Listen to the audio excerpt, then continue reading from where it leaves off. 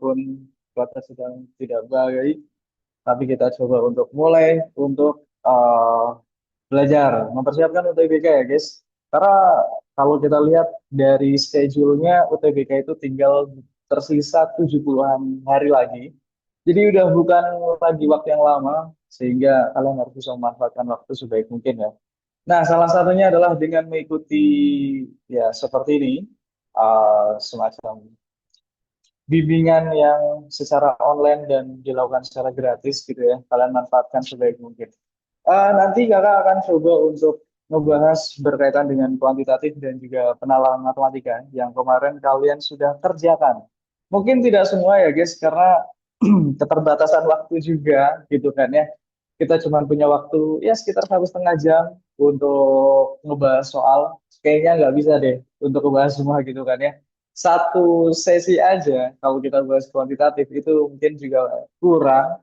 Ini ditambah lagi sama penmat kan gitu ya. Jadi sepertinya kita akan pilih-pilih soal yang sekiranya menurut kakak kalian bisa memanfaatkan soal tersebut dengan baik seperti itu. Dan ada beberapa hal yang mungkin nanti kelihatannya kalian merasa bahwa soal itu sulit, ternyata bisa dikerjakan dengan lebih mudah. Oke, kita akan coba untuk lihat dari soalnya ya. Sebentar guys.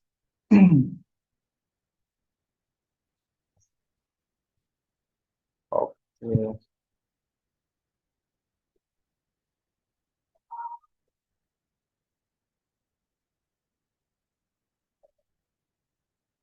Oke, untuk soalnya kemarin mungkin kalian merasa nggak tahu sih. Kakak mau nanya dulu nih, menurut kalian soalnya susah nggak guys? Di kuantitatif dulu deh, kuantitatif susah nggak kemarin kalian ngerjain soal preelnya? Coba kakak baca-baca di kolom chat ini kalau kalian nggak mau bersuara ya. Susah nggak guys untuk kuantitatifnya? Apakah susah? Manage waktunya, iya benar sih, benar-benar. Susah kata admin dia, ya benar. Kalau kata M. Fahri, ini nama kamu M. Fahri. Oke, bener, bener juga. Manajemen waktu itu paling em, menyusahkan gitu kan ya, karena memang kuanti nggak yang susah di materinya menurut kakak ya, tapi lebih ke manajemen waktu. Gimana kamu bisa menyelesaikan itu dengan tepat waktu? Bahkan harusnya kurang dari waktu yang di eh,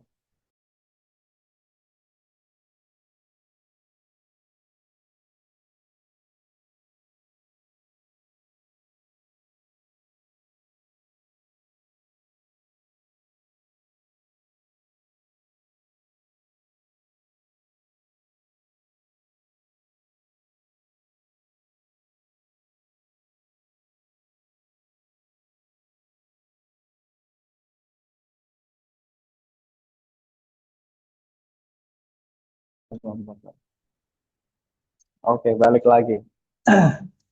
Benar tadi ya, bahwa manajemen waktu kalau di kuantitatif itu adalah hal yang paling penting kalau kita bahas sedikit ya secara total. Dan strateginya seperti apa? Kalian bisa memaksimalkan untuk di soal-soal yang kalian yakin dulu. Karena nggak ada gunanya guys. Kalau misalkan kalian ngerjain soal-soal mungkin menurut kalian oke lah, IRT-nya bakal besar. Tapi kalau kalian nggak bisa kerjain juga kan, ya akan jadi percuma kan seperti itu ya. Terus kalau kita coba, oke, kalau kuantitatif kesulitannya adalah di situ. Kemudian kata Ata, oh PK standar sih, tapi PM yang lampu itu susah. Oh ya benar. Kalau kuantitatif, oke kesulitannya ada di sana ya. Kalau di penmat guys, menurut kalian sulit nggak? Yang paling sulit di teks yang mana? Nah kakak pengen tahu nih. Biar mungkin nanti kita bisa bahas kali ya. Coba kakak baca-baca nih. Kalau kata Atta yang susah adalah berkaitan dengan lampu. Yang lain apakah setuju atau punya teks lain yang lupa teori-teori dasarnya? Oh iya benar.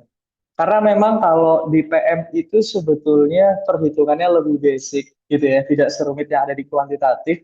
Tapi kita harus bisa tahu idenya itu mau dikerjakan dengan yang seperti apa. konsep yang dibawa akan pakai konsep apa? Apakah pakai Pitagoras, trigonometri, dan segala macam gitu kan ya. Nah, itulah yang bisa kakak sampaikan gitu kan ya. Jadi kalian harus bisa lihat dulu di sana bacaannya itu ngomongin tentang apa. Baru setelah itu tentukan idenya untuk mengerjakan ini menggunakan konsep yang mana. Peluang, lupa-lupa ingat. Iya, peluang. Oke, oke. Ternyata masih ada yang kesulitan di peluang juga. Oke deh, nanti kita akan coba bahas. Kayaknya lampu menarik sih. Karena ternyata kalau kalian merasa kesulitan di lampu, ternyata konsep yang dibawa adalah konsep dari matematika SMP, guys. Nah, jadi sebetulnya matematika itu tidak sesulit yang, atau mungkin kuanti dan pragmatik itu kalau misalkan kalian udah tahu caranya seperti apa, step by stepnya dan memang apa namanya, guideline-nya itu seperti apa yang harus dipikirkan, kayaknya bukan sesuatu yang sulit lagi ya. Jadi dengan background yang ada di belakang kakak ini hard gitu kan, ya, nggak sehard itulah ya, kurang lebih gitu. Kita coba lihat deh dari kuantitatifnya dulu ya mungkin ya. Kita coba bahas di sini. Nah, ada beberapa pertanyaan yang kakak akan bawakan di sini. Yang pertama adalah di kuantitatif, ada di soal nomor 35. Nanti kalian bolehlah kakak bisa open beberapa pertanyaan-pertanyaan yang mungkin kalian merasa sulit, nanti bisa kita bahas di akhir mungkin ya. Ini kakak coba pilih-pilihkan dulu ya beberapa. Nah, kalau kakak lihat dari jawaban-jawaban kalian kemarin, ternyata masih ada aja yang kesulitan di bagian soal ini. Oke, pertanyaan itu sebetulnya adalah fungsi majemuk, bisa dibilang seperti itu. Di mana kita bisa menyelesaikan Y di sana ya, dengan simbol seperti tanda mutlak dua kali di kiri dan ada kurung perawal di kanan.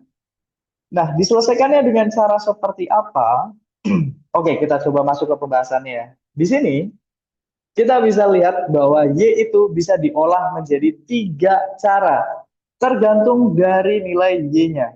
Nah, bisa dikatakan ini fungsi Y bisa diselesaikan dengan cara yang pertama, yaitu adalah Y-5 per Y plus 3. Di sana kita bisa pakai ketika Y-nya adalah kurang dari negatif 5. Berarti kayak negatif 6, negatif 7, dan segala macam gitu ya. Nilainya kurang dari negatif 5. Kemudian ketika Y-nya itu ternyata di antara negatif 5 sampai 1 gitu ya. Entah itu mungkin 0, negatif 1, dan negatif 3, dan segala macam. Kita bisa pakai fungsi yang kedua ini. Terus untuk di fungsi ketiga, yaitu adalah 2 min B kuadrat, bisa kita pakai saat kapan? Yaitu saat nilai Y-nya adalah lebih dari 1. Mungkin 10, 100, dan segala macam. Kurang lebih gitu ya. Kita harus bisa tahu dulu kapan penggunaannya. Nah, sekarang kita coba lihat di sini ya guys. Kita punya fungsi dari 6 ditambah dengan fungsi dari 3 ini. Nah, gimana cara untuk menyelesaikannya? Jelas, kita akan coba selesaikan dari fungsi tiganya ini dulu. Caranya gimana? Kita coba tuliskan di luar aja ya. Kita coba hitung di luar. Berarti kita kalau punya nilai Y-nya adalah 3, jelas kita akan menggunakan cara yang ada di tengah sini. Karena 3 itu, sorry, tengah lagi. Yang paling bawah. Karena 3 itu nilainya pasti lebih dari 1. Nah, berarti di sini kita akan coba menggunakan fungsi yang ketiga, yaitu adalah 2 min Y kuadrat, yaitu adalah 3 kuadrat. Maka nilainya berapa? Nilainya adalah 2 min 9, yaitu adalah negatif 7. Oke ya. Nah, sampai di situ berarti kesimpulannya kita punya 6 ditambah dengan negatif 7. Fungsinya seperti itu. Berarti di sini kita bisa selesaikan, maka fungsi dari negatif 1. Bagaimana untuk nilai dari fungsi negatif 1? Nah, kita lihat di sana. Negatif 1 berarti nilainya, kalau kita perhatikan, itu dia berada di range antara min 5 sampai 1. Berarti kita akan menggunakan fungsi yang kedua. Berarti jadinya adalah negatif 1 ditambah dengan 5 dibagi dengan negatif 1 dikurangi dengan 1. Hasilnya berapa? Hasilnya adalah 4 per negatif 2. Jadi hasilnya adalah negatif 2. Oke, kurang lebih seperti itu ya guys. Jadi untuk yang ada di soal pertama ini yang kakak akan bahas. Jadi jelas di sini step by stepnya kamu akan lihat di sana pakai fungsi yang mana gitu ya, yang untuk kita pakai, yang akan kita mau coba substitusikan seperti itu. Apakah fungsi yang ada di nomor 2, di baris kedua, atau di baris ketiga, atau seperti apa gitu. Oke, kalau ini bagaimana? Ada pertanyaan dulu mungkin? Kakak coba lihat dari kolom chat. Jangan pusing dulu ya adik-adik ya, benar. Baru pertama ya, kakak bawa yang gampang-gampang dulu. Oke, next. Aman berarti ya. Oke, seperti itu untuk yang ada nomor 35.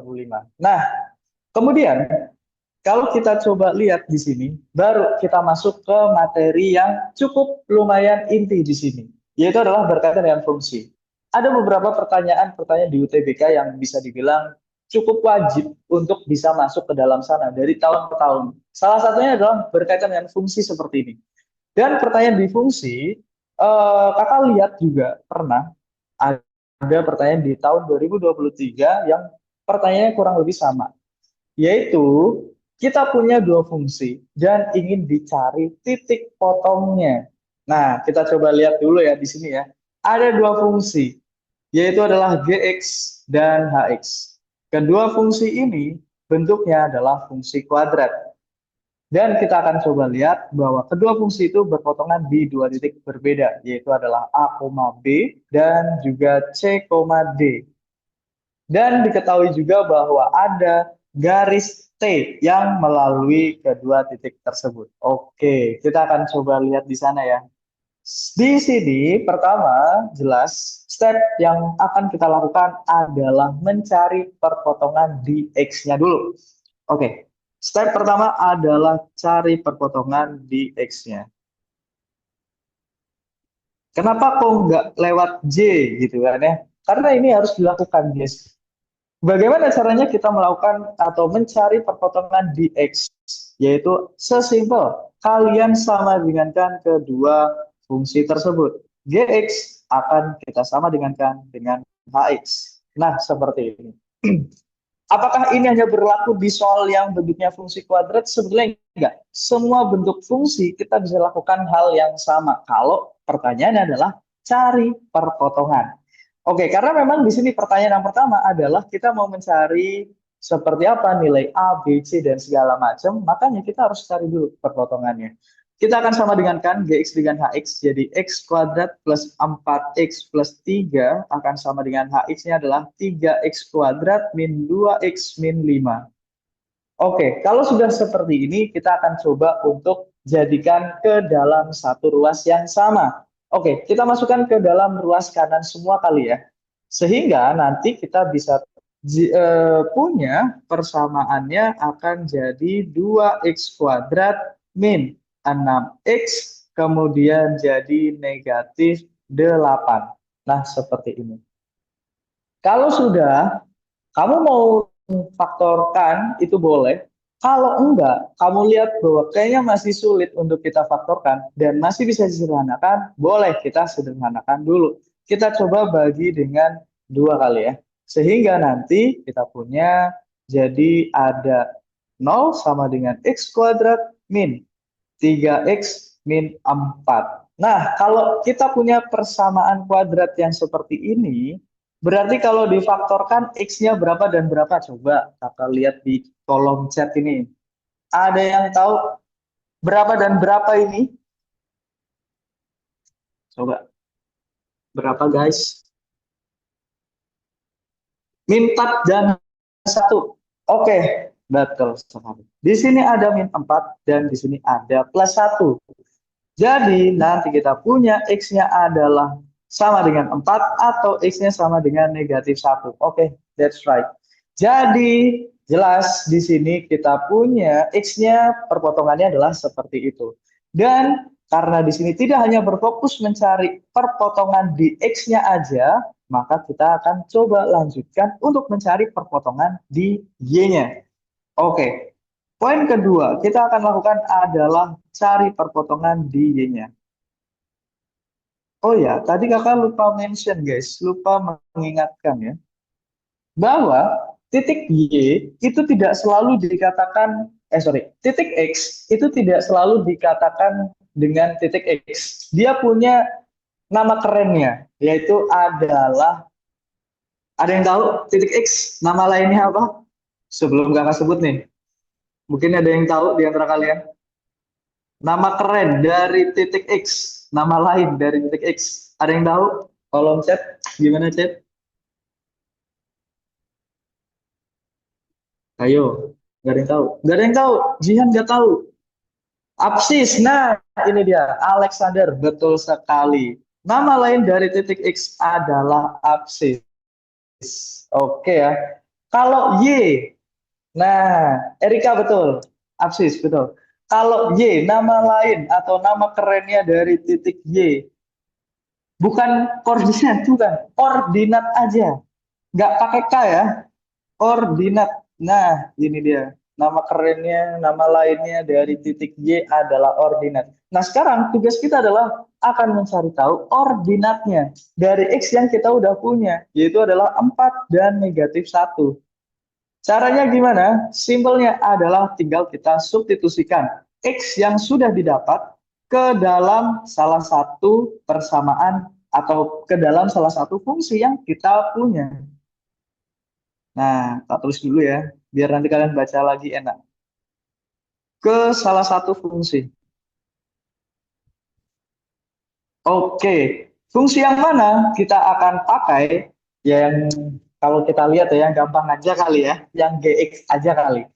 Di mana kalau kita punya X-nya sama dengan 4, kita substitusikan ke dalam GX, jadinya G4 akan sama dengan 4 kuadrat, kemudian ditambah dengan 4 kali 4, gitu kan ya. 4 kali 4 ditambah dengan 3. Nah, seperti itu. Berarti kalau kita hitung ada 16, dan ada 3. Berarti kalau dijumlahkan semuanya jadi 35. Oke, betul. Siapa tadi? Adira goes to ITB. Oke, amin ya. Kemudian ada X yang sama dengan -1. Kita substitusikan ke dalam GX-nya juga, berarti nanti jadinya G-1 akan sama dengan -1 dikuadratkan ditambah dengan 4 kali -1 ditambah dengan 3.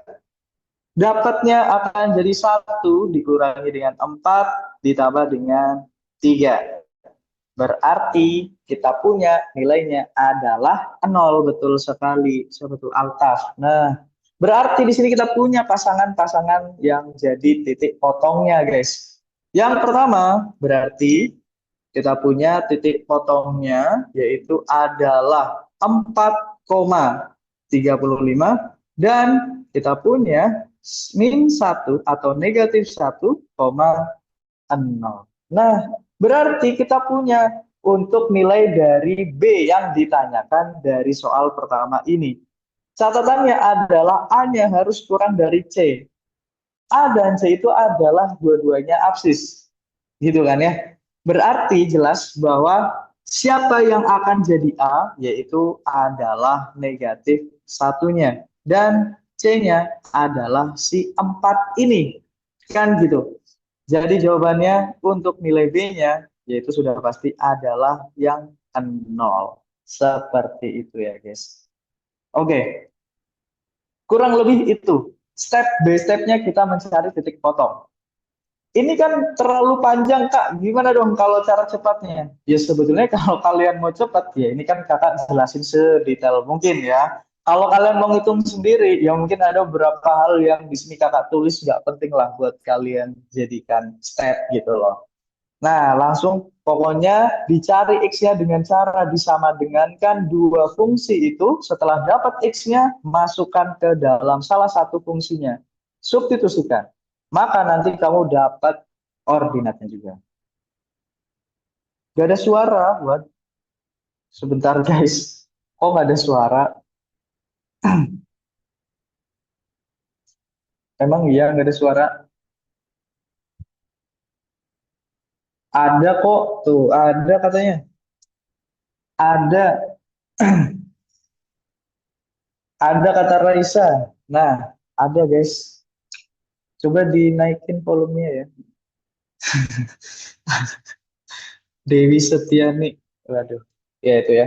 Oke, seperti itu guys. Jadi untuk di pertanyaan pertama. Dan kalau kalian sadari kemarin, soal ini tuh berkaitan dengan dua soal yang ada di bawah. Kita akan coba lihat deh.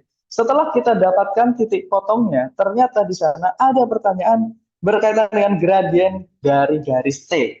Dan kalau kita tarik, nah benang merahnya, ternyata garis T itu melalui kedua titik yang kita tadi punya, yaitu adalah 4,35 dan min 1,0.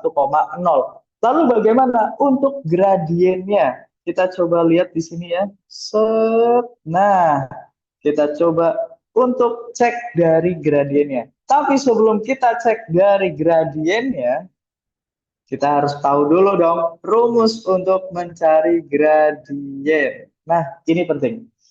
Oke, kalau kita udah tahu ada sebuah garis yang melalui dua titik di sana. Sebentar, itu ada yang nanya. Apa tuh? Kak Irfan, kenapa kok 4,35 bukan A, B? Iya betul, karena A-nya kurang dari C. Betul, betul. Oh ya, sudah dijelaskan tuh. Nah, oke ya, jelas ya Atta ya, Atta Raditya. Oke, kenal? Oke, jadi seperti itu. Nah, lanjut lagi guys. Tadi ya kita ngebahas gradien.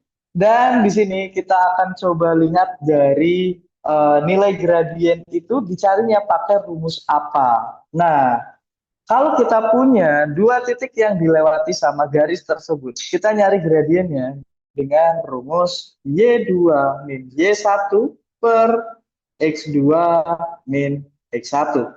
Ini adalah rumus dari gradien dari sebuah garis ya, gitu ya kurang lebihnya. Nah, maka ketika kita mau cari tahu gradien dari garis T, gradien dari garis T, atau mungkin kita bisa singkat aja di sana dengan simbolnya adalah MT, karena gradien itu disimbolkan juga dengan M, seperti itu ya. Maka kita bisa langsung cari selisihnya antara Y dan X yang kita sudah punya tadi. Tapi harus konsisten ya, ini boleh dibolak-balik tapi boleh konsisten. Misalkan kita mau bikin jadi D min B per C min A, boleh. Atau mungkin dibalik, jadi B min B per C, A min C. Itu boleh. Yang penting konsisten dengan pasangannya gitu ya. Kalau kita coba dengan eh, perhitungan seperti ini, kita coba ya, masukkan nilainya. D-nya itu adalah 35, kemudian dikurangi dengan D-nya adalah 0, dibagi dengan C-nya itu 4, dikurangi dengan min 1. Nah, sudah pasti dapatnya adalah ya 7 ya, karena 35 dibagi sama 5. Nah, seperti itu guys. Jadi ya, untuk yang ada di pertanyaan kedua dari cerita ini. Gimana? Aman nggak? Dari awal kita melakukan perpotongan gitu ya, mencari perpotongan garis, perpotongan, iya benar, perpotongan dua garis, udah ketemu dua titiknya, dan kita sampai ke mencari gradien garis, aman semuanya guys? Karena ini saling berkaitan. Ya benar, arah tujuh, aman. Oke, Raisa Syahirul. Oke, kenal. Oke, lanjut lagi. Pertanyaan yang ketiga. Nah, ini masih berkaitan dengan soal yang tadi ya. Dengan kita sudah tahu gradiennya seperti apa, maka ada pertanyaan di sini yang ketiga, yaitu adalah bagaimana kalau kita bikin persamaan garis? Di mana garis yang kita mau bikin persamaannya ini ternyata sejajar dengan garis T. Misalkan aja, persamaan garis yang mau kita buat ya, kita kasih nama aja adalah garis L. Nah, artinya adalah di sini bisa dipastikan bahwa garis L itu sejajar, ini simbol dari sejajar ya guys, sejajar dengan garis T. Nah, apa kaitannya kalau dua garis itu saling sejajar? Ada yang tahu nggak? Kalau dua garis saling sejajar, akan jadi berakibat apa di sana? Kalau kita mau cari persamaan, berarti ada sesuatu informasi yang pengen disampaikan, tapi tersirat di sini. Betul, kata Erika, gradiennya sama. Nah, itu dia. Jadi jelas di sini bahwa gradien dari garis L akan sama dengan gradien dari garis T. Oke, ada satu informasi yang kita udah dapat di sini, bahwa ternyata gradien dari garis L akan sama dengan 7, karena sama dengan gradien T tadi. Dan ternyata dikasih informasi tambahan lagi bahwa gradien lagi. Garis L, dia melalui titik min 1,2. Nah, ini akan nambah informasi lagi. Nah, jelas ya, di sini kita udah dapat gradiennya. Dan kita udah dapat titik yang dilewatinya ada satu. Maka kita akan bikin persamaan garisnya, persamaan garis L. Rumusnya apa yang akan dipakai? Yaitu adalah Y min Y1 sama dengan M dalam kurung X min X1. Oke ya, berarti jelas min 1 di sini akan jadi X1, 2 akan jadi Y1-nya. Masuklah di sana ke dalam rumusnya. Berarti Y min Y1-nya adalah 2 sama dengan M-nya 7 dalam kurung X-nya dikurangi dengan negatif 1. Nah, gini. Atau langsung aja deh, plus 1 gitu ya. Berarti jadinya Y min 2 sama dengan 7X plus 7. Berarti kalau kita mau bikin Y sama dengan, langsung saja Y sama dengan 7X plus 9. Nah, seperti ini. Oke. Yang D, betul. Kata siapa tuh? Farah, Lia. Betul sekali, Farah. Jadi jawabannya adalah yang D. Nah, sebetulnya kakak ini pengen meng-highlight beberapa hal ya di sini ya. Persamaan garis yang rumusnya adalah seperti ini. Kapan kamu bisa pakai? Yaitu ketika kamu tahu gradiennya, diketahui apa aja. Yang pertama adalah gradien. Kalau kamu udah tahu gradiennya, dan satu titik yang dilewati, maka kamu bisa pakai rumus ini. Gitu ya. Gradien dan satu titik yang dilewati, maka kamu pakai rumus ini. Tapi kalau misalkan ada nggak sih pertanyaan persamaan garis yang pakai rumus berbeda? Ternyata ada. Sebentar, apa tuh? Kak, min 1 ketemu min jadi plus, betul sekali. Di sini makanya tak langsung ubah jadi plus 1. Betul, Maila. Aman ya? Nah, ada guys, ternyata rumus persamaan garis yang lain. Yang mungkin kalian harus tahu juga ya. Persamaan garis tidak hanya rumusnya ini aja. Tapi bisa kamu dapatkan persamaan garis itu dengan rumus Y. Min Y1 per Y2 min Y1 sama dengan X min X1 per X2 min X1.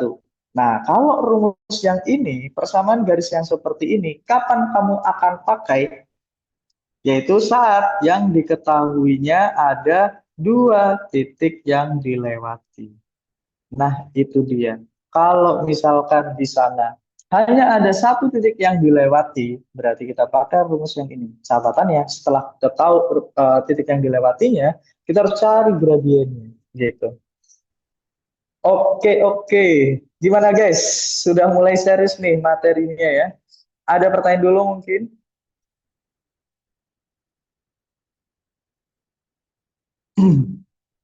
Aman. Oke, oke. Aman kata Ara. Oke, oke. Nah, seperti itu ya. Jadi untuk yang ada di soal berkaitan dengan fungsi. Dan Kak, persamaan garis bisa pakai rumus Y sama dengan... Betul, bisa juga dengan Y sama dengan M X plus C. Boleh dengan cara seperti itu. Tapi kan di sini kita ya nggak tahu ya C-nya berapa toh. Nah, makanya kita nggak pakai rumus tersebut. Dan catatan menarik tadi ya dari siapa tuh? Erika. Ketika kita punya persamaan garis yang bentuknya seperti ini, nah Kalian menentukan gradien itu nggak perlu repot-repot, guys, karena gradiennya sudah pasti adalah koefisien dari X-nya.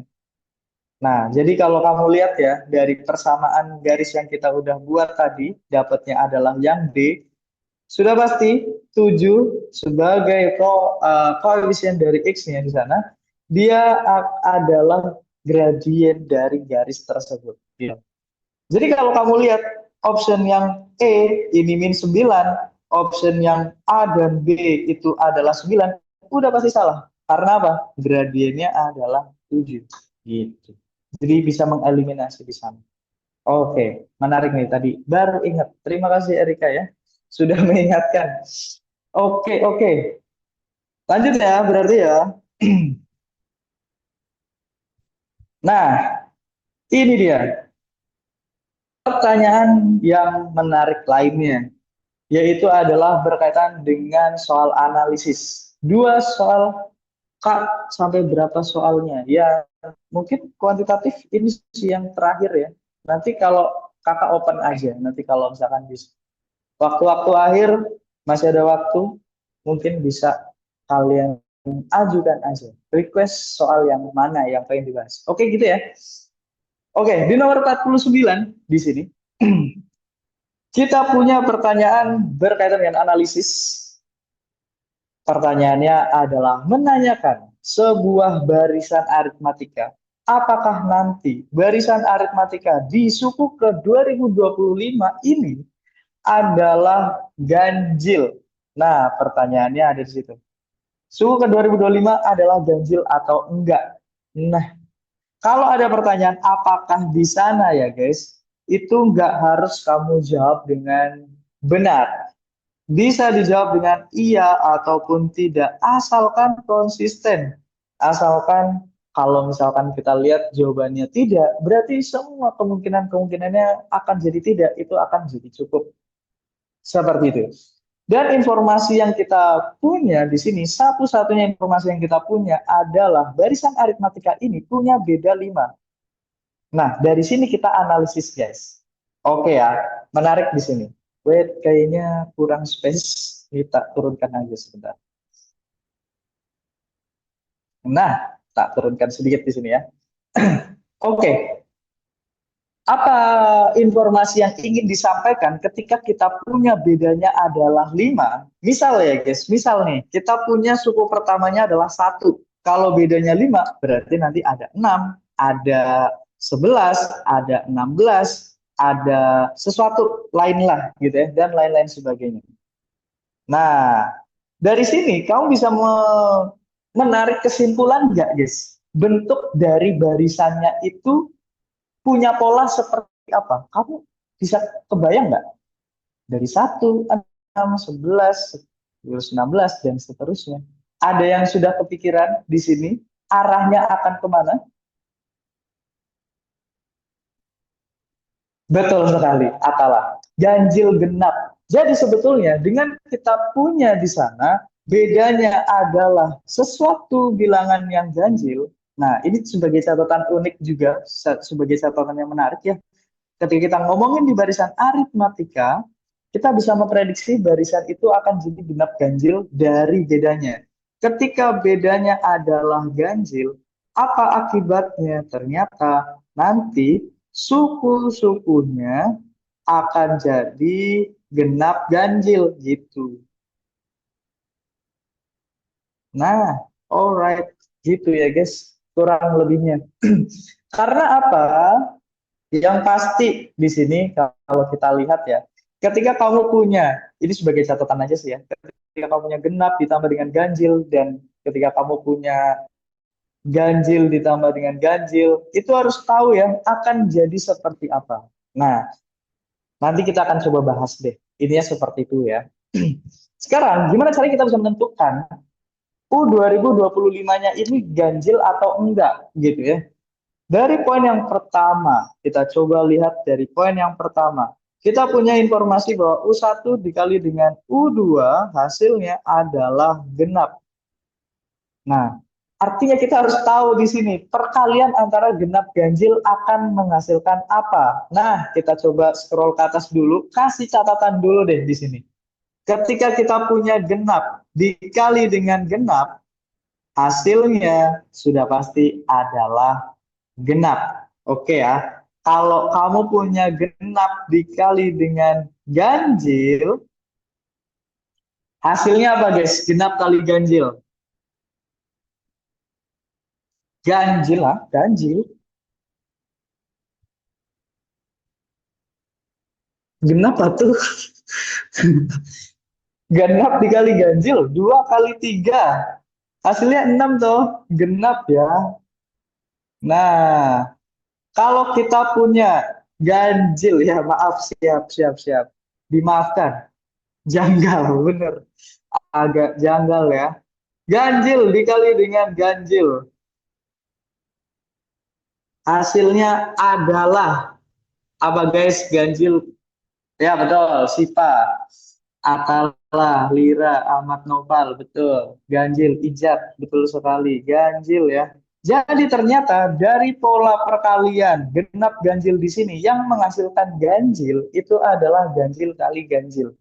Itu doang, itu doang ya yang polanya menghasilkan ganjil. Artinya kalau di sini U1 dikali U2 hasilnya adalah genap. Berarti kemungkinannya, kemungkinannya akan jadi apa aja?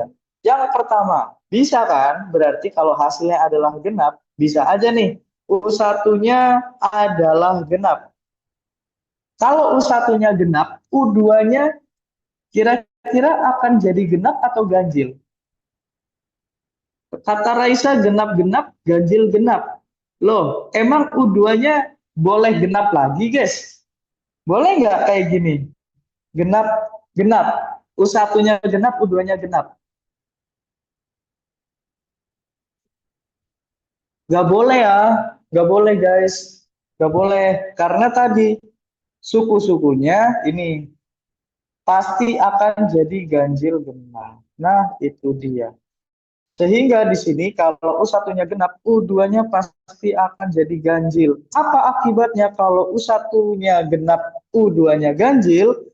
Kalian bisa memprediksi U2025-nya nggak? Hasilnya genap atau ganjil, guys? Ayo, nggak tahu. Loh, kok nggak tahu? Genap, betul kata Dewi. Genap ya. Karena apa? Karena kita lihat kalau urutan U1 itu kan urutan ganjil. Nah, berarti U2025 juga pasti akan sama dengan U1. Kan gitu ya? Ya kan? Maaf, caps lock. Oh ya, aman-aman. Aman-aman. Pasti U2025-nya akan jadi genap. Sama kayak U1. Gitu guys, ngikutin. Karena U2025 ini berada di urutan ganjil gitu. Maka dia akan menyesuaikan dari U1-nya. Ah, U1. Kak, dari mana tahu U1 itu ganjil? Mana U1 ganjil? Genap guys. Genap ya Fadila.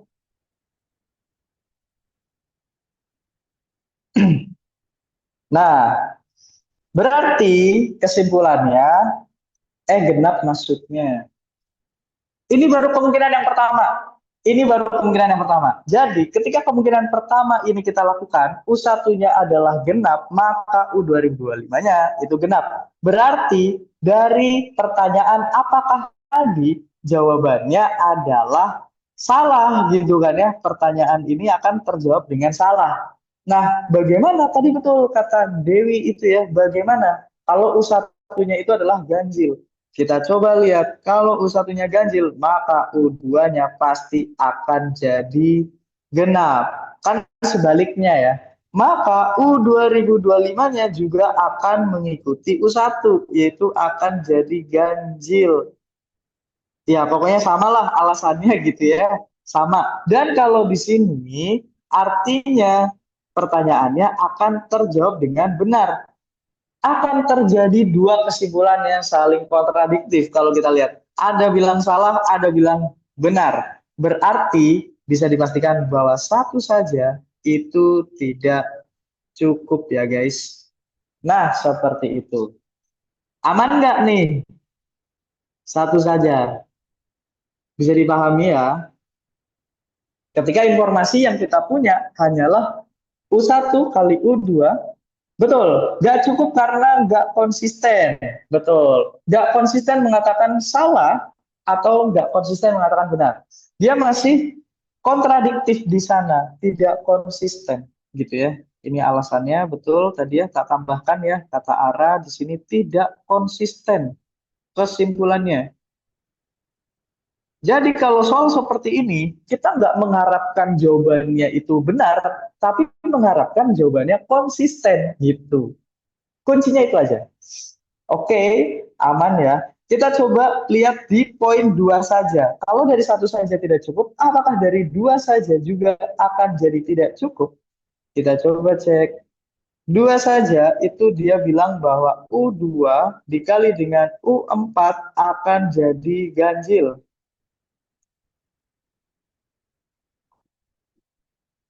Bentar, ada yang nanya tuh. Kalau pertanyaannya ada apakah itu harus sama, guys? Oh iya benar. Oh dia mau jelasin keren. Mau nanya, sorry. Oke, betul. Betul kata Farah. Kalau ada kata kuncinya adalah apakah? Nah, itu dia. Kata kunci sakti di sini. Apakah? Nah, maka di sini tidak harus terjawab dengan iya atau tidak. Tapi kata kuncinya harus konsisten. Nah, ini tak tambahkan ya, konsisten iya atau konsisten tidak gitu. Oke, lanjut lagi di poin 2 saja. Ada yang udah punya feeling belum? Dua saja ini akan jadi cukup atau enggak? Coba nih, kira-kira ada yang punya feeling enggak? Cukup kata Ata. D enggak sih? Loh, kok D? Kok D? Kan satu saja enggak cukup. Kata Dewi mungkin, kata Ara cukup, kata Erika cukup. Ya, kalau kita coba breakdown, apakah betul nih jadinya akan jadi cukup? Nah, kita coba lihat bahwa U2 dikali dengan U4, wait a minute, hasilnya adalah ganjil. Tadi kalau kita breakdown di sana, betul sekali kata Siva. Karena ganjil-ganjil. Nah, udah pasti kan ya, perkalian yang hasilnya ganjil itu akan jadi ganjil kali ganjil kan gitu.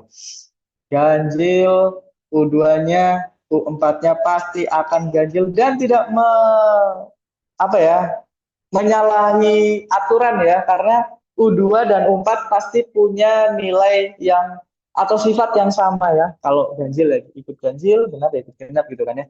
Maka jelas di sini U2025-nya akan jadi, kata Mohtar U2025-nya genap. Betul nggak tuh? Jadi genap.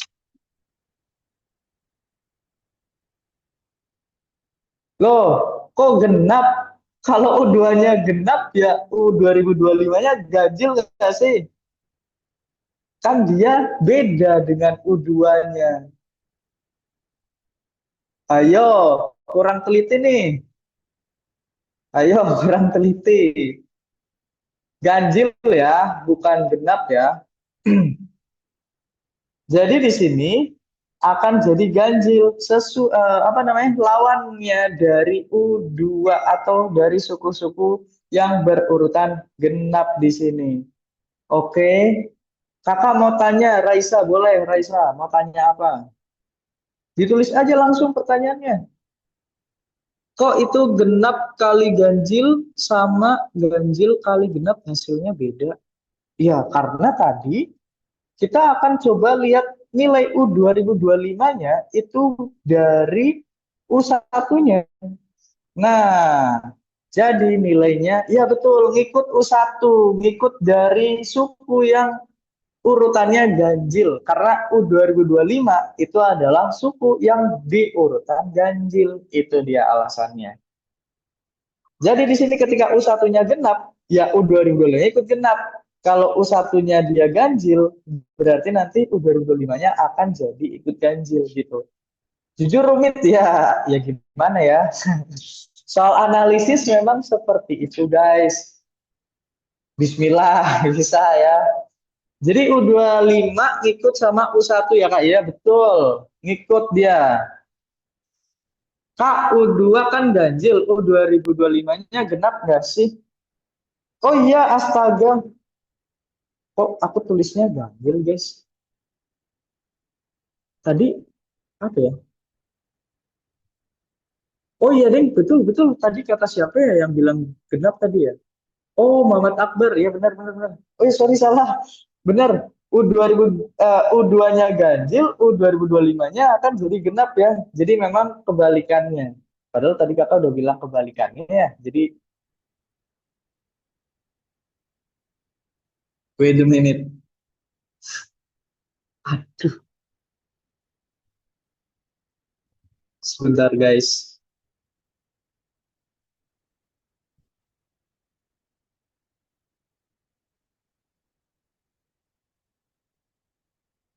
Sebentar kehilangan sinyal. Oke, balik lagi ya. Nah, sebentar guys, sebentar, sebentar, sebentar, sebentar. M. Farel, U2, ya benar, sudah dijelaskan tadi ya, benar, benar, benar, benar. Jadi di sini sudah bisa dipastikan bahwa ini konsisten, tidak ada kemungkinan lain di sini ya, tidak ada kemungkinan lain, tidak ada kemungkinan lain. Jadi karena tidak ada kemungkinan lain, hanya ada satu kesimpulan aja dan ya udah pasti konsisten ya, karena satu kesimpulan doang gitu ya. Jadinya dua saja akan jadi cukup gitu guys. Jadi jelas di sini bahwa untuk pertanyaan ini akan terjawab dengan B seperti itu. Atalah kalau U2 genap bisa nggak Kak? Enggak dong, karena kalau U2-nya genap, U4-nya pasti ikutan genap. Hasilnya nggak akan jadi ganjil. Gitu. Kak, yang U1 kali U2 kenapa nggak genap kali genap? Ya, boleh aja kamu coba ya. Genap kali genap boleh. Nanti kesimpulannya akan sama. Akan jadi sama. Kalau misalkan di sini kita buat ya, genap kali genap. Kan intinya, kuncinya apa sih dari kita nyari U2025 tadi? Kuncinya dari sini nih. Sama kayak U1. Nah, itu dia. Sama kayak U1. Artinya nanti U2025-nya akan jadi genap juga. Seperti itu. Oke. Apa tuh? Kak, boleh lihat catatan yang di atas. Gimana nih? Yang ini kah? Nah, boleh tak buat gini aja ya. Oke, sambil kakak baca-baca kolom chat ya. Kesimpulan sama aja karena yang ditanya ya betul. Jadi fokusnya ke U1. Nice. Karena U2025 itu ngikut dari U1-nya. Dia ngikut dengan U1 karena dia adalah suku yang em, berurutan atau berada di urutan ganjil gitu. Bisa semenit gaya. Sebetulnya ya guys, kalau kalian bagi rata kayak gitu, menurut kakak sih nggak adil ya. Karena ada beberapa soal yang lebih mudah dari ini, yang bisa banget kamu kerjakan itu nggak lebih dari 1 menit, nggak nyampe 1 menit gitu loh. Dalam hitungan detik kakak yakin bisa. Kayak contoh di soal nomor 1 gitu ya, yang cuma ngitung perhitungan dasar. Nah, jadi nanti eksekusinya adalah di soal-soal akhir itu kamu bisa nge-save waktu yang lumayan banyak. Itu sih. Jadi U2 dan U4 itu ganjil, terus ganjil dan ganjil jadi genap ya Kak. Iya betul. Jadi di sini kan U1, U2 kali U4-nya harus hasilnya adalah ganjil. Maka kemungkinannya cuma satu, yaitu adalah ganjil kali ganjil. U2-nya ganjil, U4-nya ganjil. Maka U2025-nya pasti adalah bukan ganjil, yaitu adalah genap. Gitu sih. Kak, nanti lihat rekaman lengkapnya bisa dilihat di mana. Nanti diupload di YouTube, guys. Ditunggu aja ya. Oke, request soal nanti mungkin ya. Kalau misalkan ada waktu lebih kita bisa request soal-soal.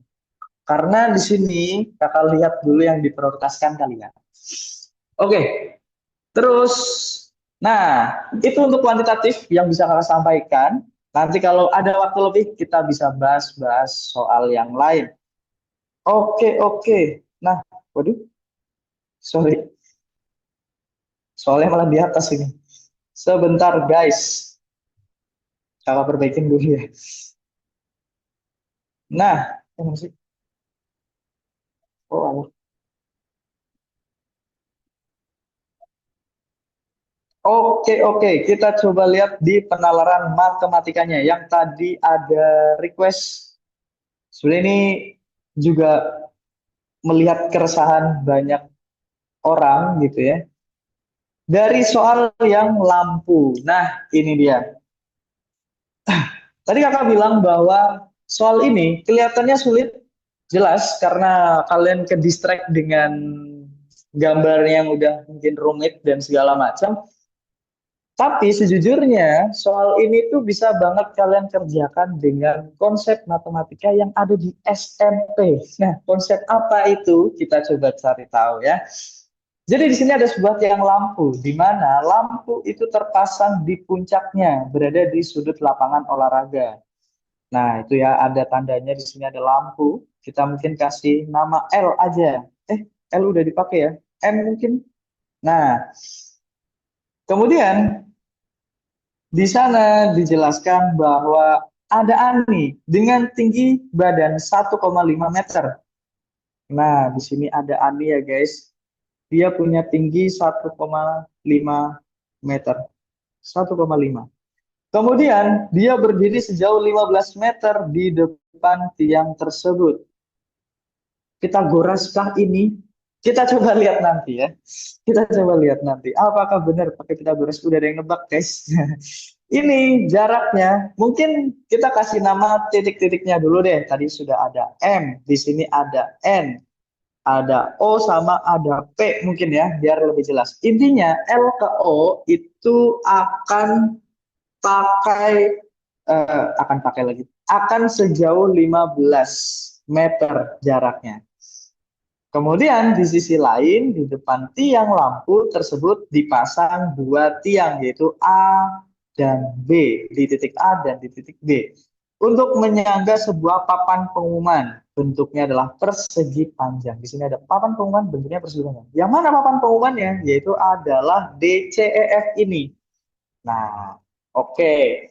Kemudian di sana dijelaskan bahwa jarak dari tiang papan ke tiang lampu itu dianggapnya AL dan BL sama dengan 5 meter. Jadi AL dan BL ini panjangnya sama-sama 5 meter. Oke, seperti itu.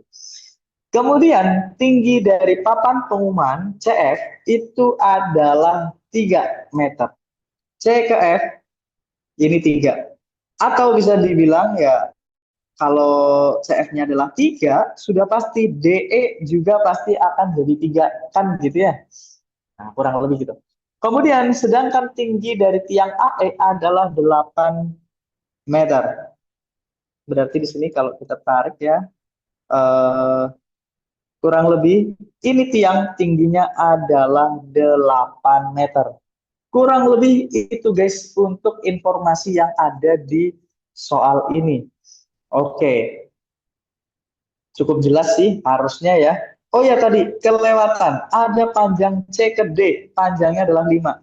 CD pasti panjangnya akan sama dengan EF. Berarti di sini 5. Dan sebetulnya EF, CD, dan di bawahnya lagi itu ada AB. Nah, berarti di sini juga pasti 5. Kesimpulannya, sebelum kita lebih lanjut nih, cari tahu apa-apa-apa, berarti jelas ABL itu akan jadi segitiga sama sisi karena semuanya sisinya panjangnya adalah 5. Dan kalian jangan ke distract di sini. Informasinya sebanyak ini apakah langsung dipakai semua? Enggak, guys. Jadi kita akan coba lihat satu persatu dan memang ini butuh kemampuan juga dari kalian ya memilih informasi mana yang akan dipakai untuk mengerjakan soal tersebut. Nah, jadi memfilter ya bisa dibilang seperti itu. Kita coba lihat ke pertanyaan yang pertama. Jika ternyata panjang bayangan Ani adalah 5, panjang bayangan Ani. Berarti dari ilustrasi yang kita buat tadi, yaitu adalah O ke P, gitu kan ya. Di sini berarti OP-nya adalah 5 meter. Maka tinggi tiang lampunya adalah berapa? Kalau kakak lihat di sini, berarti kita cuma fokus ke segitiga yang ada aninya. Tidak fokus ke bagian papan pengumumannya. Jadi simpelnya adalah kita lihat di sana segitiga yang ada ani. Gitu ya. Oh, wait a minute, salah. Nah, gini kurang lebihnya. Sebentar, kurang besar. Nah, oke. Cukup besar di sana. Di titik atas ada M, di titik bawah ada L, kemudian di ujung ada titik P, di sini ada titik P, kemudian di sini kita punya ada N dan O. Nah, gitu ya. Berarti kita tuliskan dulu deh. Yang kita akan coba cari tahu tinggi tiang lampu berarti jelas adalah LM, ini panjangnya berapa. Kita sudah tahu N ke O adalah 1,5. Wait a minute, pakai warna pink aja ya. Nah, 1,5. L ke O adalah 15 dan O ke P panjangnya adalah 5. Nah, kurang lebih seperti itu ya. Kok nggak bisa sih? Sebentar, guys. Nah, gini ya. Oke, oke, oke. Kurang lebih seperti ini. Sudah ada yang menebak di sana dikerjakan pakai apa? Pakai perbandingan kah, Kak? Betul sekali. Konsep yang akan dibawakan adalah perbandingan. Dan sudah ada yang menebak juga di situ. Jawabannya adalah 6,0. Apakah betul? 6,0.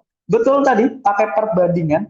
Perbandingan segitiga kecil, segitiga besar. Kalian harus ingat itu, guys. Pernah dipelajari di SMP. Segitiga kecil dan segitiga besar. Nah, kita ingat-ingat lagi di sana. Berarti segitiga yang akan kita bandingkan adalah segitiga kecilnya adalah NOP dan segitiga besarnya itu adalah MLP.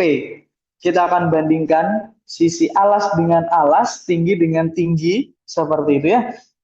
Berarti alasnya adalah OP per LP sama dengan tingginya adalah NO per ML. Nah, O ke P panjangnya adalah 5, L ke P panjangnya adalah 20, sama dengan NO-nya 1,5 per ML. Kita bisa coret-coret di sini, guys. Coret-coret, sisa tinggal 4. Jadi kalikan silang, maka ML-nya sama dengan 4 dikali dengan 1,5. Nah, betul sekali. Tadi Atika Nur menjawab 6. Jawabannya adalah 6. Nah, seperti itu, guys. Gampang kan sebetulnya di sini? Nah, betul. Seperti itu. Konsep yang dibawa adalah konsep yang ringan sebetulnya materinya. Tapi dikemasnya dalam ya cerita yang diajak muter-muter gitu kan ya. Membuat kalian bingung. Itu emang sengaja, guys. Kalau nggak gitu semua masuk UGM ya. Oke, kita coba lihat di sana ya. Kok bisa 6? Loh, ada yang nanya nih, Zaki Farisya. Kalikan silang, Zaki. Betul, kalikan silang. 4 dikali 1,5. It's okay, Zaki, nggak apa-apa. Kalau kamu belum paham, tanya aja ya. Nanti kalau sudah Zoom-nya mati, kamu nggak bisa nanya. Oke, gitu ya. Benar, butuh literasi parah di sini, guys. Kita coba lihat lagi ke pertanyaan yang kedua di sana. Apakah sudah menggunakan papan pengumuman yang tadi, gitu ya? Atau belum? Kita coba lihat di sana. Misalkan tinggi tiang lampu adalah 10 meter. Sekarang tiang lampunya sudah diketahui tingginya 10. Terus ada Dudi, tinggi badannya adalah 1,8. Dia berdiri di depan tiang yang mempunyai panjang bayangan 9 meter. Jarak Dudi dari tiang adalah berapa? Sebetulnya konsepnya sama seperti Ani tadi. Cuman pertanyaan dan juga informasinya yang dibuat jadi berbeda di sini ya. Kita coba bahas di sini. Ilustrasinya kurang lebih mirip dengan Ani. Mungkin kakak bisa ambilkan di sini ada MLP. Mungkin jangan P. Bolehlah, nggak apa-apa P deh. Di sini ada N sama O. Nah, jadi kurang lebihnya di sini tinggal kita ganti aja informasi yang ada di ANI. Kalau tadi yang ditanyakan adalah M ke L-nya, berarti sekarang yang ditanyakan itu adalah L ke O-nya. Ini berapa? Kan seperti itu ya. Jadi yang ditanyakan adalah L ke O di sini. Informasinya apa aja? Yang pertama ada di tiang lampunya panjangnya 10, tinggi badannya adalah 1,8 dan panjang bayangannya adalah 9. Ada yang sudah menebak tuh, 41. Muhammad Akbar. Ya, cepat batu ya, betul. Kita coba lihat apakah betul 41 atau enggak ya. Oke, yang pasti di sini kita akan coba bandingkan hal yang sama. OP per LP sama dengan NO per ML. Saran aku kamu sambil buka web TO Bridge itu udah ada pembahasan dan jawabannya juga. Jadi kamu bisa ada gambar. Oh iya boleh gitu. Oh iya ada ya guys ya. Boleh tuh kalian sambil dibandingkan aja ya. Nanti kalau misalkan ada sesuatu yang nggak paham dari catatannya di TO Bridge, kamu bisa tanya gitu sih. Kakak cuma bantu jelasin aja. Karena ternyata udah ada pembahasannya di TO yang di website. Oke guys, lanjut ya. Di sini OP panjangnya adalah 9, LP panjangnya adalah LO plus 9. Nah, sama dengan NO-nya adalah 1,8 per ml panjangnya adalah 10. Alright. Sekarang kita akan coba lihat di sana. Kalau 9, boleh nggak sih dicoret sama 1,8? 9 dibagi 1,8 berapa guys? Berapa yo? Nanti rekamannya ada di YouTube ya. Jangan lupa subscribe. Oke. Berapa nih? 9 dibagi 1,8. 5. Nice. 5 guys. Nah, kalau kita kalikan silang, jadinya berapa? Jadinya adalah 50 sama dengan LO plus 9. Jadi LO-nya kita tinggal kurangi ya. 50 dikurangi dengan 9, maka jadi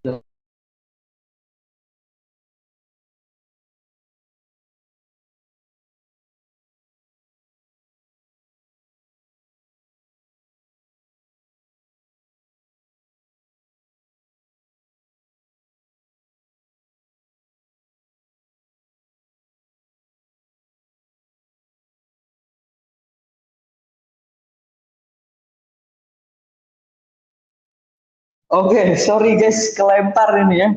Sorry. Cuaca buruk di sini ya.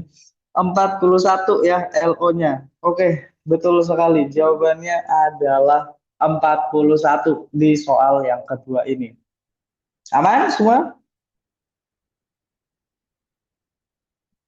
Ada pertanyaan nggak? Sampai di dua soal ini. Yang mana pertanyaan itu sebenarnya mirip kalau kalian perhatikan. Jadi objeknya adalah seseorang yang di depan dari lampu. Kok bisa 41 Kak? 50 dikurangi dari 9. Pindah ruas ya. Siapa tadi? Zaki. Nah, pindah ruas Zaki. Jadi 41 si LO-nya itu. Oke. Nah, jadi intinya adalah dua pertanyaan yang tadi adalah pertanyaan berkaitan dengan sebuah lampu di sini, kemudian kamu punya objek di depan lampunya. Nah, kira-kira nanti bayangannya akan jadi seperti apa? Gitu. Belum yang sulit lah di sini ya. Mungkin udah mulai sulit di pertanyaan yang ketiga dan keempat. Kita coba lihat ya. Pertanyaan yang ketiga dan pertanyaan yang keempat. Nah, pertanyaan yang ketiga. Di sini sudah diketahui bahwa tiang lampunya adalah 10 meter. Kemudian diketahui bahwa eh, panjang bayangan sisi atas papan pengumuman yaitu adalah E aksen F aksen itu adalah berapa? Nah, kayaknya kakak butuh gambarnya deh. Sebentar ya guys ya. Kakak coba lihat gambarnya di sini. Nah, bisa nggak ya? Sebentar.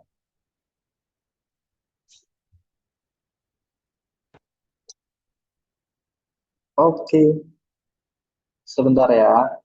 Kita butuh gambar doang ya di sini. Nah,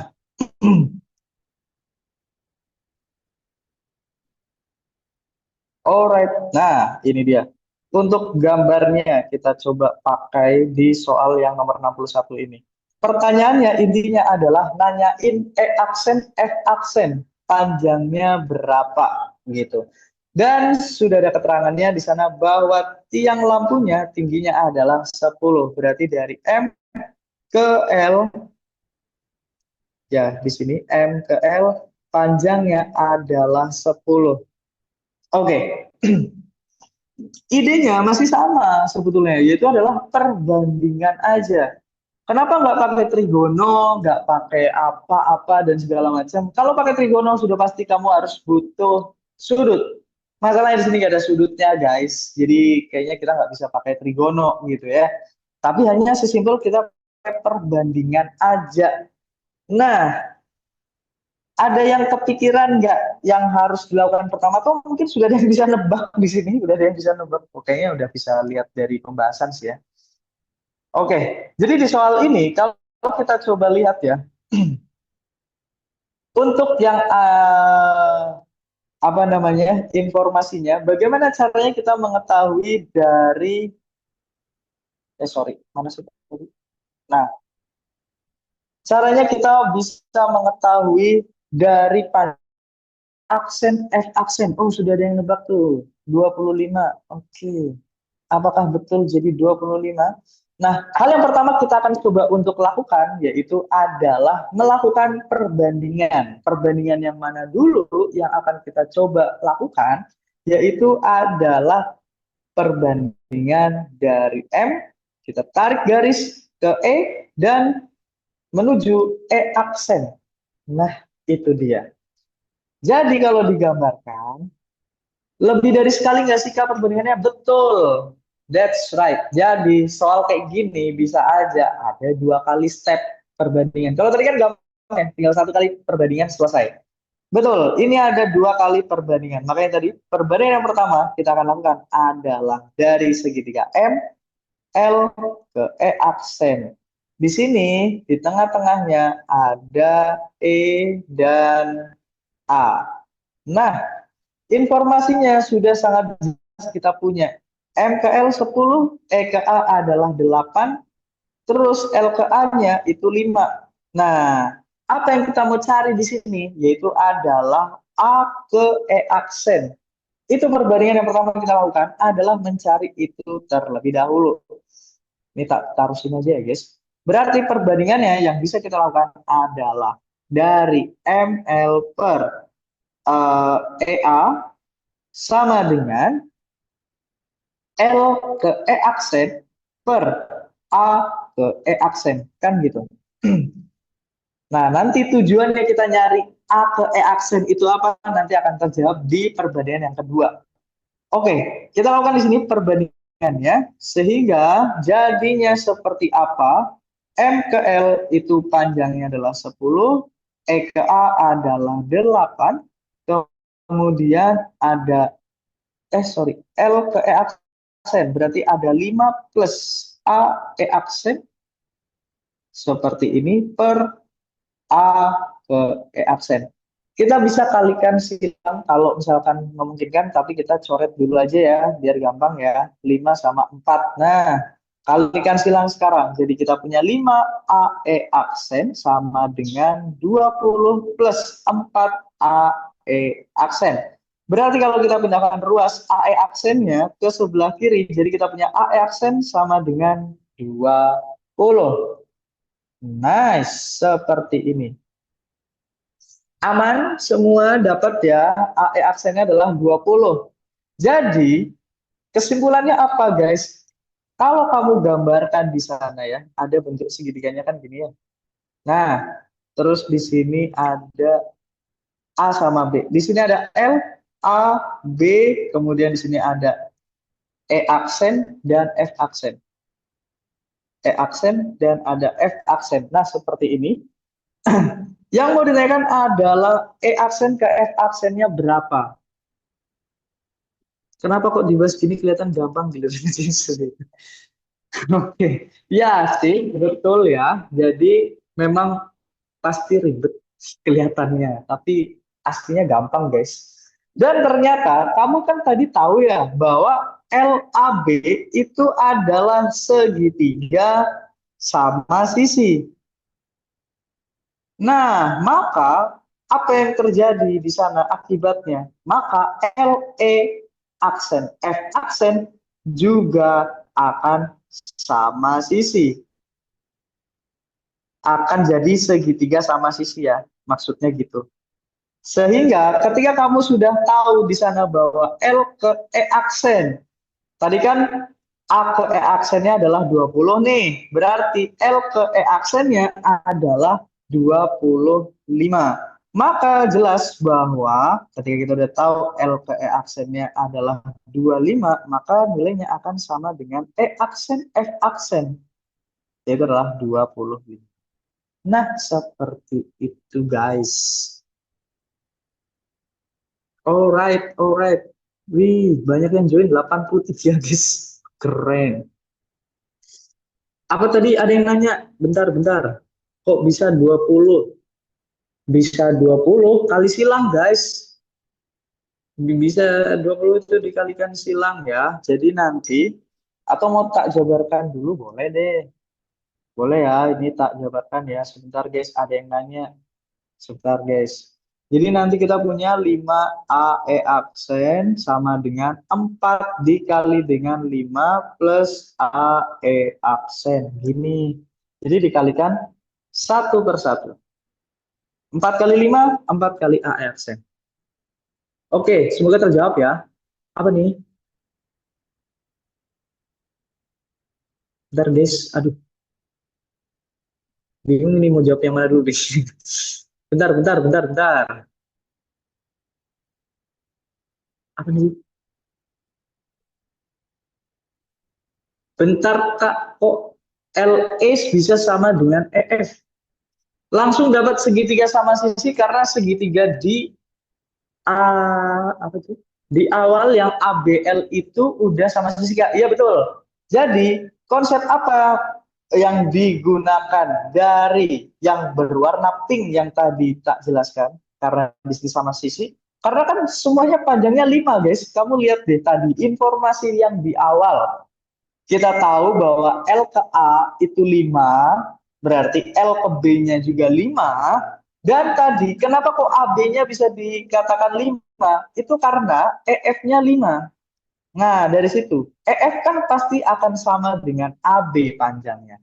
Sehingga kalau di sini sama sisi, ABL-nya, segitiga dari ABL, itu adalah sama sisi, maka segitiga dari L, E aksen, F aksen juga akan sama sisi. Kenapa bisa seperti itu? Yaitu dari sifat kesebangunan. Seperti itu, guys. Oke, siap, Kak. Thank you. Oke, sama-sama. Gitu. Oke, aman. Gitu kurang lebih ya untuk di pertanyaan ini. Ternyata tidak sesulit yang mungkin kalian bayangkan. Ya nggak sih? Jadi kelihatan gampang. Jadi kelihatan gampang. Ternyata cuma pakai perbandingan aja. Anak SMP juga bisa harusnya. Gampang untuk dilupakan. Kelihatannya aja sih Kak, pantas dikerjain. Wah, nggak tahu sih ya. Kalian yang ngerjain soalnya. Manage waktu. Ya, balik lagi. Manage waktu. Ini jadi problem kalian ya. Kalian bisa manage waktu dengan baik itu dengan banyak latihan sebetulnya guys. Kalau kalian sering latihan, artinya kalian udah siap bahwa kayak aku lemah di sini. Kemudian harus bisa menerapkan strategi seperti apa supaya kalian ada solusi di sana. Manage waktu gitu kan ya. Gitu sih, Farel ya. Latihan nembak jawaban jangan dong. Seminggu maksimal drilling berapa soal? Kalau bisa setiap hari, jangan setiap minggu ya. Kalau bisa setiap hari, setiap hari. Kalau kita hitungan minggu ya terlalu lama guys. Seminggu kalian udah mungkin seminggu ke depan apa yang apa yang kakak kasih di hari ini mungkin kalau kalian nggak ulang-ulang terus seminggu ke depan kayaknya bakal lupa deh gitu.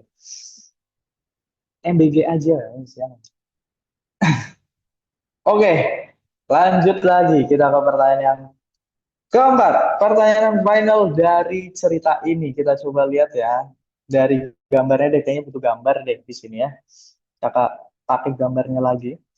Misalkan tinggi lampu adalah 10, berarti masih dengan eh, informasi yang kurang lebihnya sama dengan soal yang tadi. Tinggi lampunya adalah 10 di sini.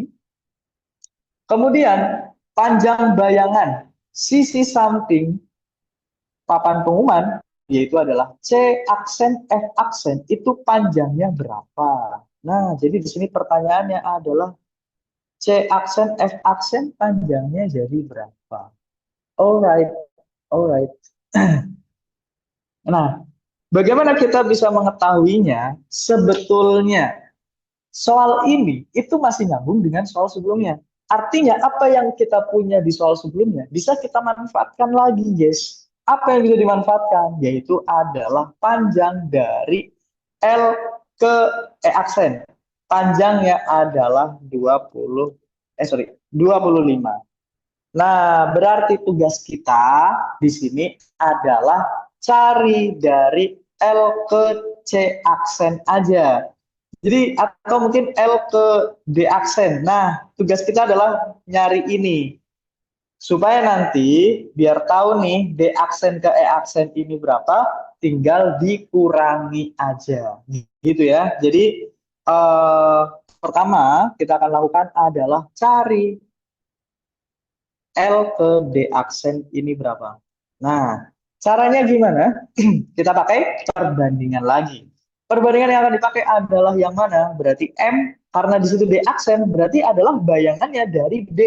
Berarti di sini kita bisa ilustrasikan segitiga siku-sikunya ada M, di sini ada L, kemudian ada AD, DA, dan di sini ada D aksen.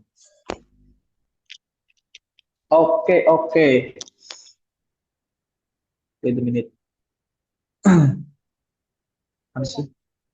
Wait a minute, wait a minute.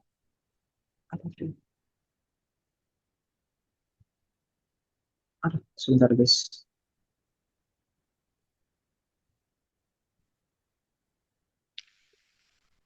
Oke, lanjut lagi deh. Kemudian di sini kita coba lihat ya bahwa perbandingan yang akan kita lakukan. Yang pertama kita sudah tahu bahwa M ke L panjangnya adalah 10, kemudian L ke A panjangnya adalah 5, dan kita sudah tahu di sana A ke D panjangnya berapa. Ya dong, kalian tahu nggak A ke D ini panjangnya berapa? Ada yang tahu? Ada yang tahu? A ke D panjangnya berapa? 5, Adira. Betul, 5. Dari mana? Yaitu dari kita tahu bahwa E ke A total dari ujung atas ke ujung bawah itu panjangnya adalah 8. Panjangnya 8 ya guys. Ini ya, panjangnya 8. Terus yang di atas ini panjangnya 3. Jadi sisanya ya. Nah, adalah 5 dari A ke D. Karena tadi kita kalau misalkan teruskan di atas, ini kan di atasnya itu ada E. Nah, ini panjangnya adalah 3. Jadi sisanya tinggal 5. Gitu kurang lebihnya ya. Maka perbandingan yang akan kita bisa lakukan adalah ML per AD sama dengan LD aksen per segitiga kecilnya adalah AD aksen. Kita masuk langsung ke perhitungannya. MPL panjang adalah 10, AD panjang adalah 5, LD aksen berarti 5 plus AD aksen per AD aksen. Nah, kalau sudah seperti ini, bisa kita coret. Nah, dan dikalikan silang. Jadinya kita punya 2 AD aksen sama dengan 5 plus AD aksen. Pindahkan ruas AD aksennya ke sebelah kiri semua, jadi AD aksen sama dengan 5. Ternyata AD aksen panjangnya adalah 5, guys. Jadi di sana kita bisa tahu di sini panjangnya adalah 5, maka jelas bahwa kalau kita mau cari tahu C aksen, F aksen itu dapatnya dari L. F aksen dikurangi dengan L ke C aksen. Berarti LF aksennya tadi 25 sama seperti LE aksen dikurangi dengan LC aksen. Berarti di sini dari LB 5, B ke C aksennya 5. Jadi ada 10. Jawabannya adalah 15. Bulat ternyata ya di sana. Nah, seperti itu. Betul. Jawabannya Adira. 15. Seperti itu. Oke, oke, oke. Kak, maaf itu 2AD, duanya jadi kemana ya? Pindah ruas adik. Jadi di sini kita punya ruas yang di sebelah kiri ada 2AD aksen. Ruas sebelah kanan ada minus. Ya, datang dari ruas sebelah kanan berarti jadi negatif gitu ya. Seperti itu. Ih, kok FOMO, Kak? Oke, oke. Itu bagian dari doa sih ya. Adira goes to IPB. Oke, makasih Kak Irfan. Alright, alright, alright. Kak, ini file soalnya di-share nggak? Nggak tahu ya, kayaknya ada deh di websitenya, guys. Dicek aja, tadi kan ada juga tuh yang punya pembahasannya dari website ya. Apa nih?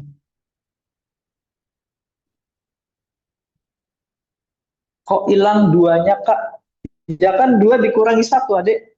Jadinya adik aksennya sisa tinggal satu. Gitu. Wah, sudah ada yang ngantuk nih. Wah, udahan kah? Sudah ada yang ngantuk? Waduh. No, no ya. Nilai TO-nya emang belum keluar. Betul. Nilai TO-nya sedang dihitung IRT-nya. Kita sudah menggunakan sistem IRT. Maklum agak lama. Pemerintah aja bikin IRT perhitungannya sebulan, guys. Jadi kalau kalian dengan peserta yang sebanyak ini, ya mungkin agak sedikit lama, ditunggu aja gitu ya. Karena kita sedetail memperhitungkan ada berapa jawaban yang di soal itu ada berapa banyak orang yang benar, kemudian mungkin aja ya nanti dibocorin deh. Jangan deh. Pokoknya itu deh ya, kurang lebih seperti itu.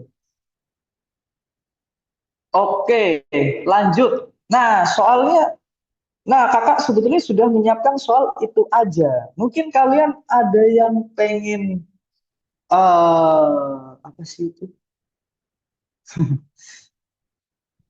Apa itu, Gus? Kok Fordo? Apa itu?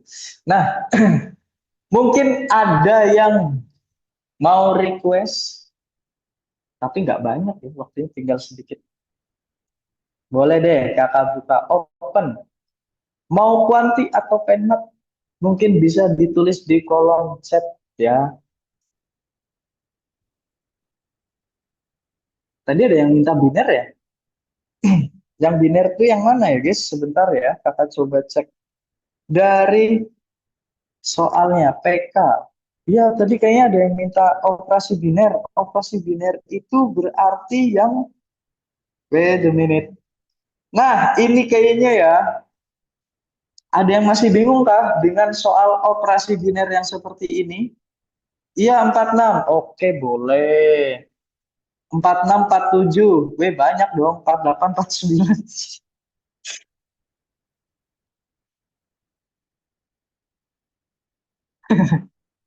Jadi banyak ya. Oke. 46 dulu deh. Tadi katanya ada yang nanya pertanyaan berkaitan dengan operasi biner. Kita akan coba lihat deh. Dari kuantitatifnya ya, operasi biner. Mungkin kakak tulis di bawah aja. Soal request.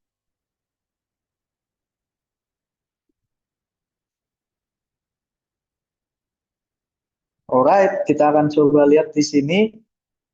Pertanyaannya, kamu punya sembarang bilangan bulat di sana, bilangan bulat dari M, N, A, B, T, dan U. Nah, ada 1, 2, 3, 4, 5, 6. Ada 6 angka, dan bilangannya adalah bilangan bulat. Intinya, seperti ini guys. Kalau operasi biner, kamu cukup melihat dari pola dan posisinya aja. Oke, siapa jadi M, siapa jadi U, siapa jadi B. Nah, itu yang perlu diperhatikan adalah itu aja. Dan kita coba langsung terjemahkan dia ke dalam operasi yang kita kenal. Kalau operasi seperti ini, kan kita nggak kenal ya. Nah, didefinisikan dengan operasi perkalian, ini dikalikan dulu, kemudian ini dikalikan, kemudian nanti dikurangi, saling dikurangi, dan segala macam. Nah, seperti itu. Jadi, kita coba definisikan di sana, kita coba gantikan dengan yang ada di soal nomor 46 ini ya. Oke, di sana ada keterangan Z adalah suatu bilangan ganjil. Bilangan ganjil di sini Z-nya. Berapanya kita nggak tahu. Berapanya kita nggak tahu. Yang pasti kalau dia ganjil dan dia adalah bulat, berarti angka terkecil yang bisa kita ambil adalah 1, 3, 5, 7, dan seterusnya. Oke, gitu ya, kurang lebihnya ya. Kita bisa masukkan aja ke dalam perhitungannya. M itu adalah sesuatu yang di kiri atas, yaitu Z. Berarti kita gantikan M-nya dengan Z, T-nya diganti dengan posisi T itu adalah 3, kemudian B-nya itu ditempati sama 2. Dikurangi dengan B, sorry, dikurangi dengan B, betul. B-nya adalah 2 dikali dengan U, U-nya adalah 6, kemudian dikurangi dengan A kali U. A-nya adalah Z dikali dengan U-nya itu adalah 6. Kemudian ditambahkan dengan N. N-nya di sana adalah 8. Nah, kita coba selesaikan di sini ada 6Z dikurangi dengan 12 dikurangi dengan 6Z ditambah dengan 8. Intinya di sini Z-nya akan habis toh, ada 6Z dan ada negatif 6Z. Berarti sisanya tinggal min 12 ditambah dengan 8 yaitu adalah negatif 4. Nah, kesimpulannya sudah bisa dipastikan bahwa P-nya kurang dari Q. Seperti itu. Oke ya, aman dong harusnya pertanyaan-pertanyaan seperti ini ya. Nah, apa nih pertanyaan? Kak, boleh 47 nggak? 47 itu apa, guys? Oh, ini boleh. 47. Kita coba lihat deh. Ini masih membandingkan kuantitas ya. Dan kalau kita coba lihat membandingkan kuantitas di sini, konteksnya kalau tadi kan adalah operasi biner. Kalau di sini konteksnya adalah persamaan linear 3 variabel. Oke, jadi persamaan linear 3 variabel di sini kita coba lihat ya. Apa sih yang mau ditanyakan? Apa sih yang mau dibandingkan di sana? Kita coba lihat. Oke. Nah, awalnya kamu punya persamaan linear di sini, variabelnya adalah x, y, z. Ada cara cepatnya enggak? Nggak tahu ya, ini akan jadi cepat atau enggak ya. Kalau kakak pikirannya seperti ini, guys. Pertama, hal yang pertama kamu akan expect di SPLTV ini adalah nggak mungkin kamu bakal dapetin X-nya berapa, Y-nya berapa, Z-nya berapa, seperti itu. Karena memang udah didesain gitu kan ya, bahwa soal SPLTV di UTBK itu kebanyakan memang tidak bisa diselesaikan dengan apa namanya, dengan ya satu-satu ya kita temukan nilai variabelnya itu. Jadi, kalaupun bisa dapat, paling cuma satu atau dua aja yang bisa kita temukan nilainya. Sebagai contoh, kalau kita lihat ya, dari tiga persamaan ini, yang bisa kita dapat itu apa sebetulnya? Yaitu adalah, kalau kakak lihat mungkin yang bisa kita dapat, coba deh, kalau kita masukkan persamaan satu dan persamaan dua. Persamaan satunya adalah 2x. Persamaan satu dua deh. Persamaan satu dua, oh ya boleh deh. Satu dan tiga sih sebetulnya. Kalau, oh ya satu dua bisa. Betul, betul, betul. Satu dan dua. Kita punya 3y min 4z sama dengan 7. Oh iya, dua pas nih. Sudah ada min 3y plus 4z sama guys koefisiennya. Jadi kita bisa langsung eliminasi di sana. Nah, tinggal ditambah betul. Nanti dapatnya 2x sama dengan berapa tuh? 20. Berarti x-nya adalah 10. Dan sudah bisa dipastikan cuma x aja yang bisa kamu temukan. Jadi nggak usah kamu berpikir nyari y-nya berapa, z-nya berapa gitu kan ya. Nggak perlu. Jadi di sini sudah, kalau kamu udah dapat x-nya 10, udah cukup di sana.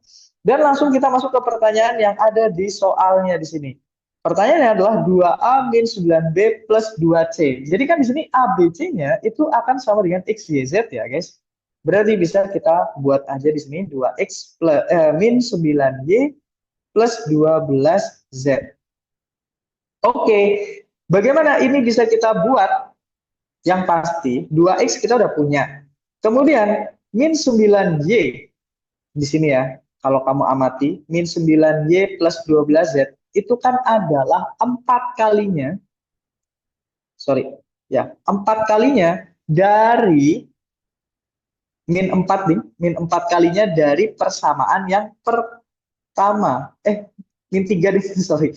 Kok min 4 sih? Min 3 kalinya dari persamaan yang pertama. Persamaan yang pertama adalah 3Y min 4Z. Nah, itu dia maksud kakak.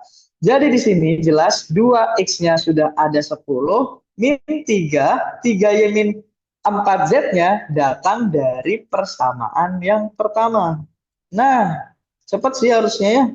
Ini kayaknya cepet deh, sudah termasuknya ya. 20 dikurangi dengan 21. Jawabannya adalah negatif 1. Nah, itu dia. Jawabannya akan sama dengan P dan Q-nya. Gitu, guys. Alright, gitu, guys. Oke, oke, oke. Persamaan pertama dikali dengan 3, betul. Kak, maaf, kenapa tiba-tiba 3 dikali dengan Y min 4Z? Hah? Y min 4Z? Oh, ini alasannya. Kenapa? Karena kalau kita lihat di situ ya, kita butuhnya apa sih? Min 9Y plus 12Z. Berarti kan sama saja kalau kita punya persamaan satu yang dikalikan dengan negatif 3 gitu. Nah, sehingga nanti kita nggak perlu capek-capek nyari Y sama Z-nya. Memang karena nggak bisa gitu kan ya. Jadi di sini kita langsung saja masukkan nilai dari persamaan satunya, yaitu adalah 7 gitu. Gimana Ata? Sudah bisa dipahami belum? Atau yang lain ada yang belum jelas di soal ini?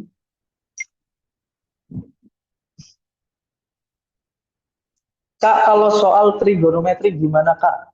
Waduh, perlu hafalan kuat nggak? Iya sih, sebetulnya kalau trigonometri yang biasa dikeluarkan di UTBK ya, kakak bisa bilang bahwa seputaran trigonometri dasar, guys. Jadi kayak perbandingan si demi kosamitan desa gitu kan ya. Kemudian juga nilai-nilai trigonometri di segi apa namanya di sudut-sudut istimewa kayak sudut 30, 45, 60 itu penting sih. Hafalannya itu sih.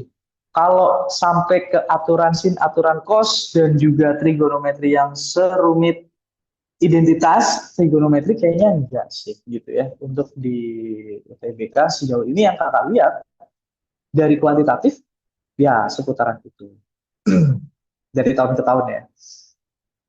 Oke, mungkin itu ya yang bisa kakak sampaikan ya guys ya di malam hari ini.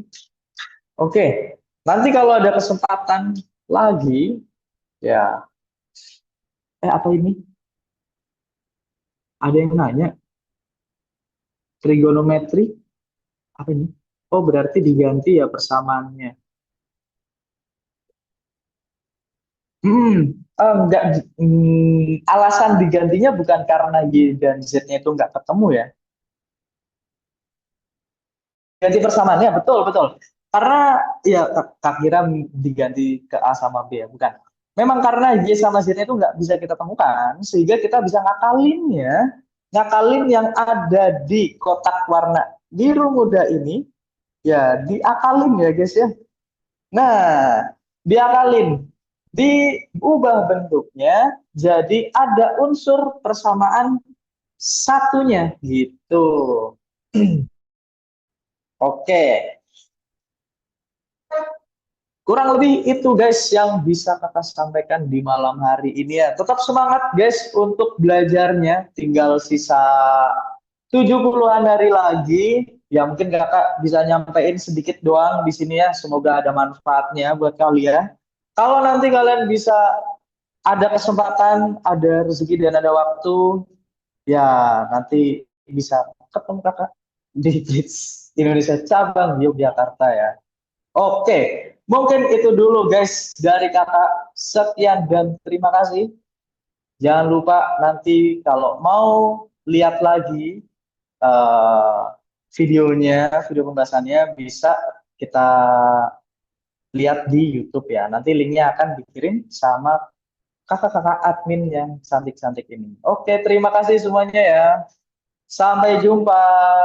Sampai jumpa di super intensif. Oke, bye-bye semuanya.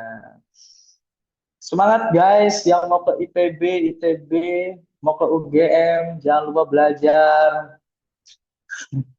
Oke, thank you sama-sama. You are welcome. Oke, oke.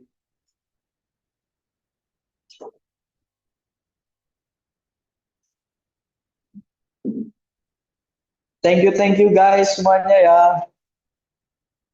Selamat tidur semua.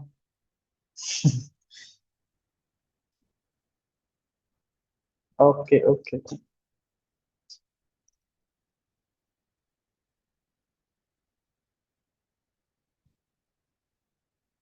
Kak Irfan nggak kangen lat deh. Kangen nggak ya?